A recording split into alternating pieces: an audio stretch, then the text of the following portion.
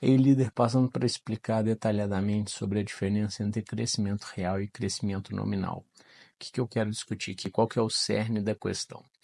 Basicamente, a gente está olhando para inflação, pessoal. Inflação é uma coisa que corrói o seu ganho, corrói a sua saúde financeira, o seu poder de compra. Então, por isso que a gente tem que ter muito cuidado como empresário no olhar para a inflação e no olhar para a diferença entre crescimento real e crescimento nominal.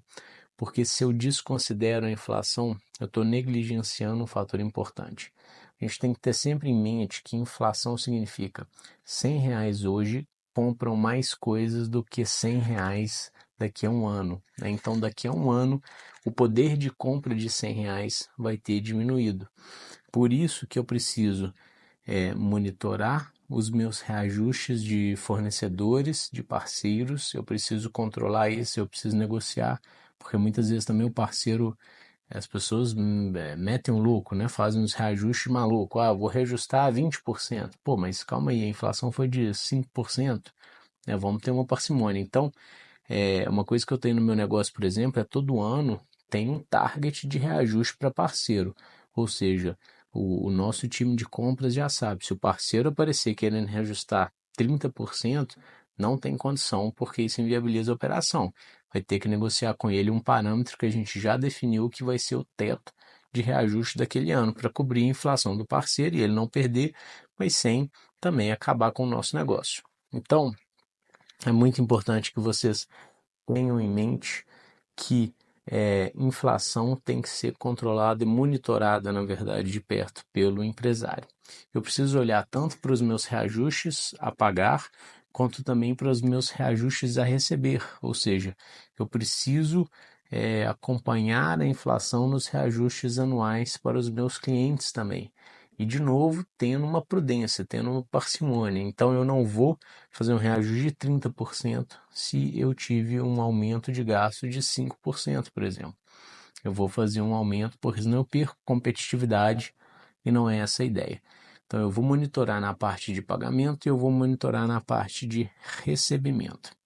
Agora, outro dado que é importante, que é o ponto-chave aqui desse vídeo, é da gente sempre ter um olhar para o crescimento do negócio a partir do crescimento real. Então, quando eu falo que o negócio cresceu 10%, por exemplo, e nós tivemos uma inflação de 5%, eu, na verdade, preciso entender que o meu crescimento real foi de 5%.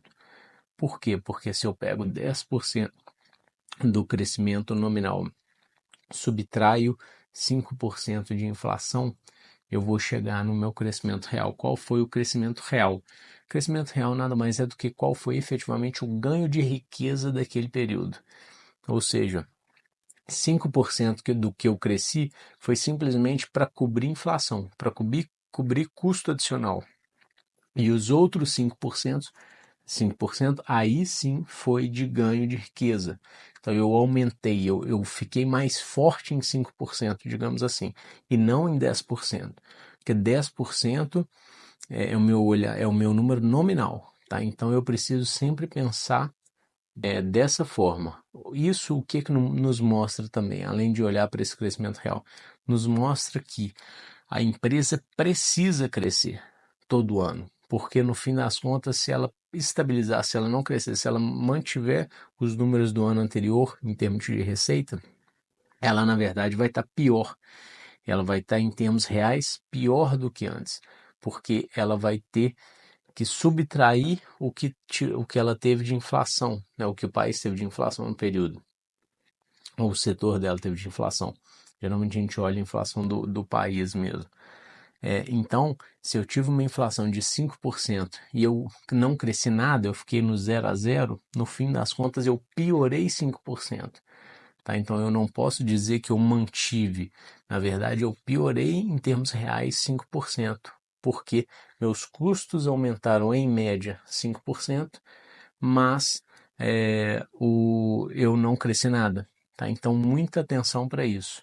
Espero que tenha clareado um pouquinho essa questão entre a diferença entre crescimento real e crescimento nominal. Isso é muito usado nos países, quando a gente está olhando para PIB, por exemplo. para crescimento nominal e real do PIB. Isso também é muito usado quando a gente está falando de taxas de juros reais, por exemplo. E você também, como empresário, precisa ter esse olhar, não só para o número bruto ali, que a gente chama de nominal, mas também para esse fator inflação, que é extremamente importante quando a gente está fazendo gestão de um negócio. Não se esqueça de se inscrever no canal e seguir nossa página.